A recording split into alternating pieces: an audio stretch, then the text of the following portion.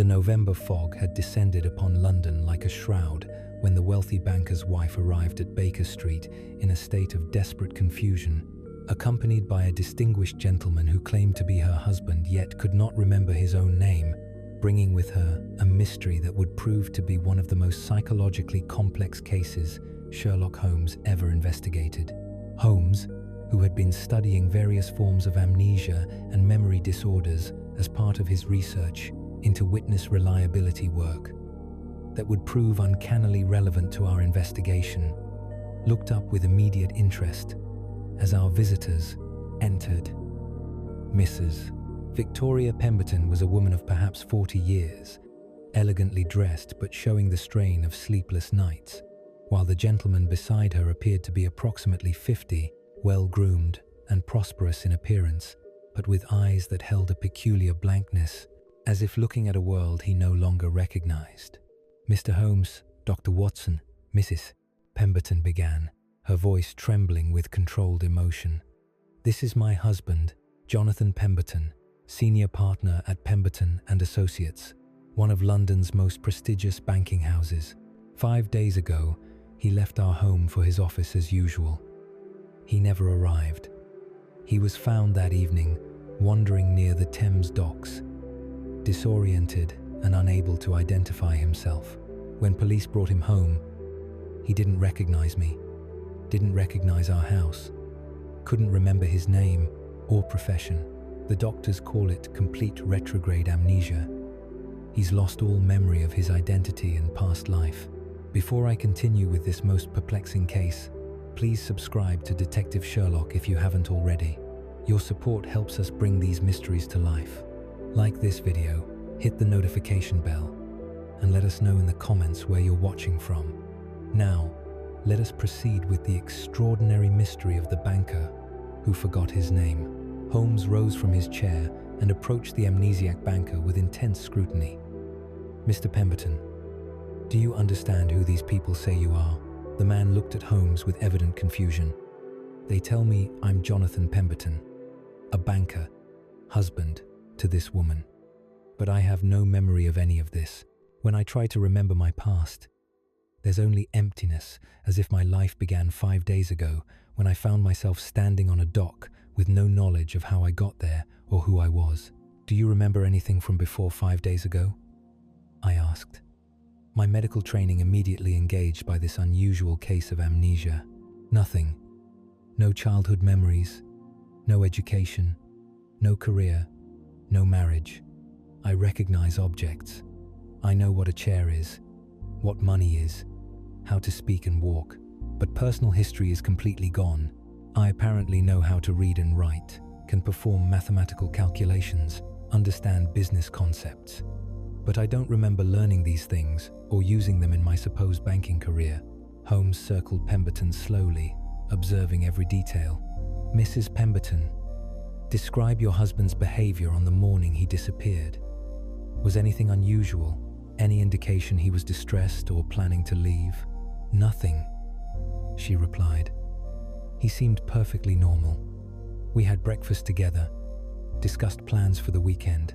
He mentioned an important meeting at the bank that morning, something about a large investment decision. He kissed me goodbye and left. That was the last normal moment before this nightmare began." "This important meeting, what was it about specifically?" Holmes asked with sharp interest. "I don't know the details. Jonathan never discussed confidential bank business at home, but I know it involved a substantial investment, perhaps £50,000 or more. Several partners at the bank were involved in the decision." Holmes turned back to Pemberton. "Do you have any physical injuries?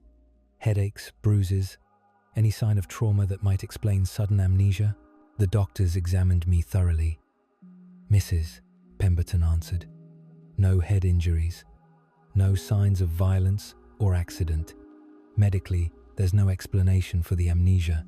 His physical health is perfect, only his memory is affected. Complete retrograde amnesia without physical trauma is extremely rare," I observed. "In my medical experience, such profound memory loss almost always results from significant brain injury, severe psychological trauma, or in some cases, deliberate simulation. "You're suggesting my husband is faking this?" Mrs. Pemberton asked with a flash of anger. "I'm suggesting we must consider all possibilities," Holmes interjected diplomatically. "Dr. Watson is correct that genuine amnesia of this type and severity is medically unusual. However, we shouldn't assume deception without evidence. Mr. Pemberton, I'm going to conduct some tests to assess the authenticity and extent of your memory loss." Over the next hour, Holmes subjected Pemberton to an exhaustive series of questions and observations. He asked about personal details that any man should know about himself: birthplace, education, family members. Pemberton knew none of these. Holmes tested his procedural memory. Could he tie a necktie, button a waistcoat, perform habitual actions? Pemberton could accomplish all physical tasks normally, suggesting his procedural memory remained intact, while autobiographical memory was lost. Most tellingly, Holmes brought out newspapers from the past week and asked Pemberton to read financial articles about banking and investments. Pemberton read them fluently, clearly understanding the complex financial concepts, even offering sophisticated commentary on the economic implications, yet he claimed no memory of his banking career or expertise. "Your semantic memory is intact," Holmes concluded. "You retain knowledge of facts, concepts, language, and professional expertise, but your episodic memory, memories of personal experiences and events, is completely absent. This is consistent with certain neurological conditions, but also with deliberate selective amnesia created through hypnosis or psychological manipulation." "Hypnosis?" Mrs. Pemberton repeated. "You think someone hypnotized my husband to forget his identity?" "It's one possibility among several," Holmes replied. "But before pursuing that theory, I need to investigate your husband's activities during the 5 days before he disappeared. Something happened that morning, something connected to that important bank meeting that either caused genuine trauma severe enough to produce amnesia or motivated someone to create the appearance of amnesia through artificial means." Holmes immediately launched an investigation into Pemberton and Associates and the business meeting scheduled for the morning of Jonathan Pemberton's disappearance. He visited the bank, interviewed the other partners, and examined financial records with the meticulous attention he brought to any case involving substantial sums of money. What emerged was deeply troubling. The meeting scheduled for that morning had concerned a proposed investment of £70,000 in a shipping venture, a substantial commitment even for a prestigious banking house. 3 partners had supported the investment enthusiastically: Thomas Hartwell, Edward Blackstone, and Richard Morrison. Only Jonathan Pemberton had expressed reservations, questioning the venture's viability and requesting additional time to investigate the shipping company's credentials. Pemberton was the cautious partner, Hartwell explained when Holmes interviewed him, always wanting more investigation, more verification, more time before committing funds. In this case, he was being particularly obstinate. The shipping investment was time-sensitive. We needed to commit quickly or lose the opportunity. Pemberton's delays were jeopardizing a potentially lucrative venture. "What happened at the meeting?" Holmes asked. "The meeting never occurred. Pemberton didn't arrive. We waited an hour, then proceeded without him, and voted 3-1 to approve the investment. With Pemberton absent and unable to cast his dissenting vote, we had sufficient authority to proceed. The investment was made that afternoon." Holmes's eyes narrowed. So Pemberton's convenient absence allowed an investment he opposed to proceed without his interference. Most convenient timing for those who supported the investment. "Are you suggesting we had something to do with Pemberton's disappearance?" Hartwell demanded indignantly. "That's outrageous. Jonathan is our partner and friend. We're as concerned about his condition as anyone." "I'm suggesting," Holmes said coldly, "that someone benefited substantially from Jonathan Pemberton's inability to attend that meeting and cast his vote against the investment. Whether that someone is within this bank or connected to the shipping venture itself remains to be determined," Holmes's investigation of the shipping venture revealed it to be a fraud, an elaborate confidence scheme operated by criminals who had created a false company with impressive documentation, forged credentials, and convincing references. The £70,000 invested by Pemberton and Associates had disappeared into the fraudster's accounts within days of the investment being approved. The shipping company never existed, Holmes explained to Mrs. Pemberton and her amnesiac husband. It was an elaborate fraud designed to steal substantial sums from reputable banking houses. Your husband's suspicions were correct. He recognized warning signs that suggested the investment was too good to be true. Had he been present at that meeting to voice his objections, the investment would have been delayed or rejected, and the fraud would have failed. So someone connected to the fraud made sure Jonathan couldn't attend the meeting, Mrs. Pemberton concluded. They created this amnesia to prevent him from blocking the investment. Precisely. But the method by which they created the amnesia is what we must determine. Mr. Pemberton, I need you to try to remember what happened on the morning you disappeared. Don't try to remember your name or identity. Focus on sensory details, physical experiences. What's the last thing you clearly recall? Pemberton closed his eyes, concentrating intensely. I remember leaving home, walking toward the bank. Then, I remember a carriage stopping beside me, someone calling my name, a man I seem to recognize, though I can't remember who. He asked me to step into the carriage for a private conversation about urgent business. I got in, and then he struggled with the memory. There was a cloth over my face, a strange smell, and everything became confused and dark. Chloroform, I said immediately. Someone used an anesthetic to render you unconscious. That explains how they abducted you without struggle or witnesses. But chloroform alone doesn't cause amnesia, Holmes observed. Unconsciousness and subsequent confusion, yes, but not complete memory loss lasting days. Something else was done to you while you were unconscious.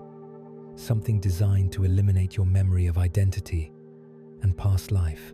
Holmes's research into methods of inducing amnesia led him to consult with specialists in hypnosis and psychological manipulation. What he learned was disturbing under certain conditions. A skilled hypnotist could create profound amnesia by using a combination of chemical sedation, hypnotic suggestion, and psychological trauma. The process requires several hours and considerable expertise, one specialist explained. The subject is rendered unconscious with chloroform or similar agent, then brought to a semi-conscious state using stimulants. While in this vulnerable condition, hypnotic suggestions are repeatedly administered, instructing the subject to forget their identity, past, family, profession. The suggestions are reinforced with fabricated traumatic memories designed to create psychological barriers against remembering. Done properly, this can produce amnesia lasting weeks or even months. And can such artificially induced amnesia be reversed? Holmes asked urgently. Yes, through counter-hypnosis and careful psychological therapy. The memories aren't truly erased, they're suppressed by psychological barriers. Those barriers can be systematically dismantled by a skilled therapist, allowing the memories to return. Armed with this knowledge, Holmes arranged for Jonathan Pemberton to undergo treatment with Dr. Leopold Hartmann, London's foremost specialist in hypnotherapy. Over several days of intensive sessions, Dr. Hartmann worked to dismantle the hypnotic suggestions that had created Pemberton's amnesia. The process was gradual and sometimes distressing. Pemberton began having fragmented memories, disconnected images and sensations that didn't yet form coherent narratives. He remembered his wife's face, his office at the bank, important moments from his past, but they came in disorganized fragments rather than continuous memory.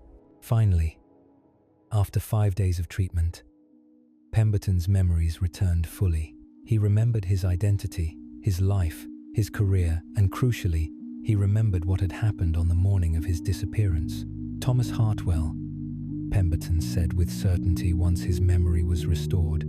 He was the man who called me into the carriage. He told me there was urgent business to discuss, something that couldn't wait until the office meeting. I trusted him. He was my partner, my friend. I got into his carriage, and then he put a chloroform-soaked cloth over my face. Everything went dark. What happened next? Holmes prompted. I have fragmented memories of being in a room not Hartwell's office or anywhere I recognized. There were other people there. Someone was speaking to me repeatedly, telling me to forget my name, forget my life, forget everything about myself. The voice kept repeating these instructions over and over. I tried to resist, but couldn't. I was too drugged, too confused. Eventually, I lost track of who I was. The next clear memory I have is standing on the dock 5 days ago, with no idea who I was or how I got there. With Pemberton's testimony and Holmes's investigation into Hartwell's connections to the fraudulent shipping venture, the conspiracy became clear. Hartwell had been collaborating with the shipping fraud operators, receiving substantial bribes to ensure that Pemberton and Associates invested in the fake company. When Pemberton expressed suspicions about the investment, Hartwell realized his partner would block the deal if present at the crucial meeting. Hartwell arranged for Pemberton to be abducted, drugged, and subjected to hypnotic amnesia induction by a criminal hypnotist named Dr. Victor Kessler, who specialized in using hypnosis for illegal purposes. The plan was to keep Pemberton in an amnesiac state long enough for the fraudulent investment to be approved and the money to disappear. By the time Pemberton recovered his memory, if he ever did, the fraud would be complete and untraceable. What I didn't anticipate, Hartwell confessed after his arrest, was how thoroughly the amnesia would work. I thought Pemberton would be confused for a few days, maybe miss the meeting and need time to recover. I didn't expect complete memory loss that would last indefinitely.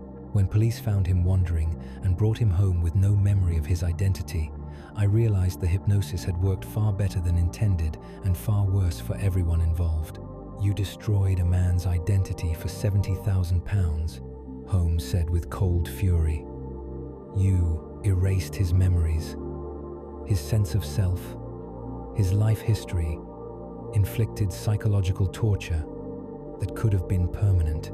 Your casual cruelty in service of greed is particularly despicable because you betrayed not just business trust but personal friendship." Thomas Hartwell was charged with kidnapping, fraud, conspiracy, and assault. Dr. Victor Kessler faced charges for illegal use of hypnosis and conspiracy. Both received substantial prison sentences, and the other partners at Pemberton and Associates, who had unknowingly benefited from Hartwell's crime, were subjected to thorough investigation to determine whether they had been complicit or merely opportunistic. The £70,000 invested in the shipping fraud was never recovered. The money had been transferred through multiple accounts and jurisdictions, disappearing into criminal networks. Pemberton and Associates suffered significant financial loss and reputational damage, though the bank survived through careful restructuring and Jonathan Pemberton's restored leadership. For Jonathan Pemberton himself, the recovery of his memory brought complex emotions. He remembered his life and identity, but he also retained disturbing memories of the amnesia period, the terrifying emptiness of not knowing who he was, the confusion of being told facts about his life that felt like they described a stranger. "For 5 days, I existed without identity," Pemberton told Holmes after his recovery. "I was conscious, aware, capable of thought and action, but without any sense of self beyond immediate present. It was like being born fully grown with no past. Everything people told me about my supposed life, my marriage, my career, my home felt like fiction, someone else's story that I was being asked to inhabit. Now that my memory has returned, I can integrate those 5 amnesiac days into my restored identity. But the experience of selflessness, of being nobody, is something I'll never forget, ironically, since forgetting was the entire point of what was done to me. The case of the banker who forgot his name entered my notes as one of Holmes's most psychologically disturbing investigations. It demonstrated that identity itself could be stolen through manipulation of memory. that the self we take for granted as solid and permanent could be erased through chemical and psychological means. It showed how criminal exploitation of hypnosis and pharmaceutical agents could create profound harm without physical violence. Memory is identity, Holmes reflected after the case concluded. We are, in large measure, our memories, the accumulated experiences, relationships, knowledge, and events that constitute personal history. Destroy memory, and you destroy the person, leaving only a biological shell that walks and talks but doesn't know who it's supposed to be. Hartwell didn't just steal Pemberton's attendance at a meeting. He stole Pemberton's entire self, even if temporarily. That's a crime of remarkable cruelty. The case influenced subsequent legal treatment of hypnosis and memory manipulation. Britain passed legislation regulating hypnotherapy practice, making it illegal to use hypnosis for criminal purposes or without informed consent. The Pemberton case was frequently cited in these legal debates as demonstrating the dangers of unregulated psychological manipulation. Years later, Jonathan Pemberton wrote a memoir about his experience titled "The Days I Wasn't Myself," which became a significant text in early psychology, studies of memory and identity. He described in vivid detail what it felt like to exist without autobiographical memory, the strange disconnection from body and surroundings, the inability to form emotional connections to people who claimed intimacy, the terrifying sense of being unmoored from time and history. During my amnesia, people would tell me facts about my life, and I could understand the words intellectually, but couldn't connect them to any feeling of personal experience, Pemberton wrote. They'd say, "This is your wife, whom you've loved for 20 years. And I could see she was a pleasant woman, but I felt nothing, no recognition, no affection, no sense that she was different from any stranger. The emotional texture of memory was as absent as the factual content. I was like an actor being given information about a character I was supposed to play, except I didn't remember agreeing to take the role." The case remained one of my favorite investigations to recall, not because it was pleasant, but because it raised profound questions about the nature of personal identity and the fragility of selfhood. We assume our sense of who we are is stable and permanent, but the Pemberton case demonstrated that identity is actually dependent on memory, and memory can be manipulated or destroyed through relatively simple chemical and psychological methods. The most frightening crimes aren't always the most violent, Holmes observed years later when discussing the case. Hartwell didn't hurt Pemberton physically. No broken bones, no wounds, no physical trauma that would leave lasting impairment. Yet he inflicted profound harm by attacking Pemberton's memory and identity. He essentially killed who Pemberton was, even though Pemberton's body continued to exist. That's murder of a sort, even if the victim eventually revived. The days Pemberton spent not knowing his own name were days when Jonathan Pemberton effectively didn't exist. Only his body persisted, walking through a world it didn't recognize, claimed by people it didn't remember. The investigation also demonstrated the importance of considering psychological explanations for apparently mysterious conditions. Many investigators might have accepted Pemberton's amnesia as simple medical misfortune, an unfortunate but natural condition, requiring sympathy rather than investigation. Holmes recognized that the amnesia's suspicious timing, occurring precisely when it prevented Pemberton from blocking a fraudulent investment, suggested deliberate causation rather than coincidence. When medical impossibilities align conveniently with someone's criminal interests, suspect criminal causation rather than accepting medical mystery. Holmes advised other detectives studying the case. Pemberton's amnesia appeared to be a tragic medical condition, but its timing was too perfect for those who wanted him absent from that banking meeting. That suspicious convenience prompted investigation that revealed artificial rather than natural causation. The case also illustrated the dark potential of emerging psychological sciences. Hypnosis was being studied seriously by researchers as potential therapeutic tool, but criminals like Dr. Victor Kessler had recognized its potential for harm for controlling behavior, manipulating memories, creating confusion and amnesia that could be exploited criminally. Every scientific advance creates both beneficial possibilities and criminal opportunities. Holmes wrote in a monograph about psychological crimes. Hypnosis might help patients overcome trauma or break harmful habits, but it can also be used to manipulate victims, erase memories, create false testimonies, or, as in the Pemberton case, destroy someone's identity temporarily for criminal purposes. Society must develop safeguards and regulations to minimize criminal exploitation while preserving legitimate beneficial uses. For Mrs. Victoria Pemberton, her husband's recovery brought enormous relief, but also lasting weariness. For those 5 days, I lived with a stranger who looked like my husband but wasn't him, she told me months after the case concluded. He was polite but distant, like a courteous boarder rather than my partner of 20 years. When his memory returned and he truly became Jonathan again, I felt like I'd gotten my husband back from death. But I'll never forget how fragile identity is. How easily the person you love can be erased by someone with knowledge of the right chemicals and psychological techniques. The fraudulent shipping venture that had motivated the entire conspiracy was eventually traced to an international criminal organization operating multiple such schemes across Europe. Several other banking houses had been victimized by similar frauds, and Hartwell was revealed to be just one of several corrupt bankers who had been compromised by bribes. The criminal network was eventually dismantled through coordinated law enforcement efforts across multiple nations, but not before defrauding investors of hundreds of thousands of pounds. Thomas Hartwell served 12 years in prison for his crimes. Upon release, he was banned from the banking industry and lived in obscurity until his death.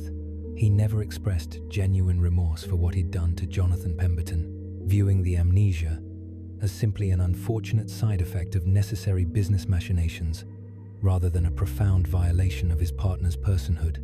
Dr. Victor Kessler, the criminal hypnotist, received a longer sentence due to his involvement in multiple crimes using hypnosis for illegal purposes. Evidence emerged that he'd been selling his services to various criminals who wanted to manipulate witnesses, extract information from victims, or create confusion, as in the Pemberton case. He'd developed considerable expertise in using hypnosis maliciously, viewing it as simply a professional skill to be monetized rather than a psychological technique requiring ethical constraints. The case taught me that crimes against memory and identity are among the cruelest violations, even when they leave no physical scars. Jonathan Pemberton eventually recovered fully, resumed his banking career, and lived many more productive years. But he carried forever the disturbing knowledge that his sense of self, the accumulated memories and experiences that made him Jonathan Pemberton, could be erased, that the continuity of identity we all depend on is actually quite fragile and vulnerable to attack. We don't appreciate memory until we lose it, Holmes said. Pemberton now treasures his memories in ways he never did. Before his amnesia, even mundane memories of ordinary days are precious to him because he experienced their absence. He knows what it's like to exist without past, without identity, without the interior narrative that connects who we were to who we are. That knowledge, paradoxically, is now part of his memory and identity. The days he spent being nobody are now integrated into his sense of being somebody. The banker who forgot his name eventually remembered it, but he never forgot the terrifying days when his name, along with everything else that made him himself, had been stolen through criminal manipulation of the most precious thing any person possesses: memory.